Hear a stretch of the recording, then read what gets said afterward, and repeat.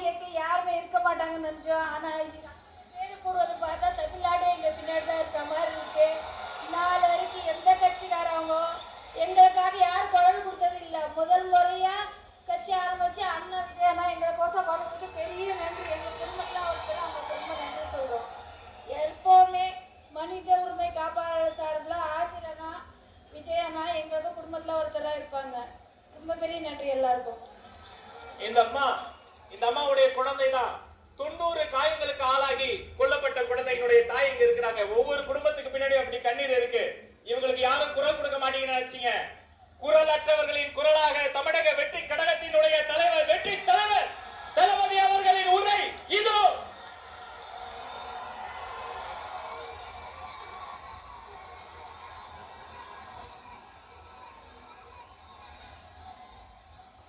திருப்பவனம் மடப்புறம்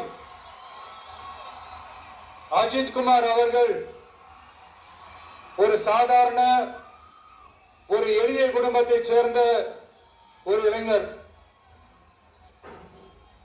அந்த சாதாரண குடும்பத்துக்கு நடந்த அந்த கொடுமைக்கு சிஎம் அவர்கள் சாரி சொன்னாங்க, தப்பு இல்லை. இப்ப அதோட சேர்த்து இதையும் கொஞ்சம் பண்ணிருங்க சிஎம் சார். உங்களுடைய ஆட்சி காலத்துல இதே மாதிரி போலீஸ் விசாரணையில 24 பேர் இறந்து போயிருக்கிறாங்க. அந்த 24 பேரோட குடும்பத்துக்கும் நீங்க சாரி சொன்னீங்களா? தயவு செஞ்சு சாரி சொல்லிருங்க. அஜித் குமார் அவர்கள் குடும்பத்துக்கு நீங்க கொடுத்த நிவாரணம் மாதிரி இந்த 24 பேர் குடும்பத்துக்கும் நீங்க நிவாரணம் கொடுத்தீங்களா? தயவு செஞ்சு நிவாரணம், அந்த நிவாரணத்தையும் கொடுத்துருங்க. சாத்தான்குளம் ஜபராஜ் பெனிக்ஸ் அந்த கேஸ் சிபிஐக்கு மாத்தினப்போ இது தமிழ்நாட்டோட காவல்துறைக்கு அவமானம்னு சொன்னீங்க. இன்னைக்கு நீங்க உத்தரவிட்டதுக்கு பேர் என்னங்க சார்? அதேதானே அன்னைக்கு நீங்க சொன்னதும் இன்னைக்கு நடக்கிறதும் அதே தானே? அதே சிபிஐ தானே? அதே சிபிஐ ஆர்எஸ்எஸ் பிஜேபியோட கைப்பாவையா தான் இருக்கு. ஏன் நீங்க அங்க போய் ஒளிஞ்சுக்கிறீங்க? ஏன்னா தமிழக வெற்றி கழகம் டிவிகே சார்பா நீதிமன்றத்தோட நேரடி கண்காணிப்புல ஒரு சிறப்பு புலனாய்வு குழு விசாரணை அமைக்கணும்னு ரொம்ப ஸ்ட்ராங்கா கேட்டிருக்கோம். அதனால அந்த பயத்துல நீங்க ஒன்றியத்தோட ஆட்சிக்கு பின்னாடி நீங்க போய் ஒளிஞ்சுக்கிறதுக்கு காரணம்.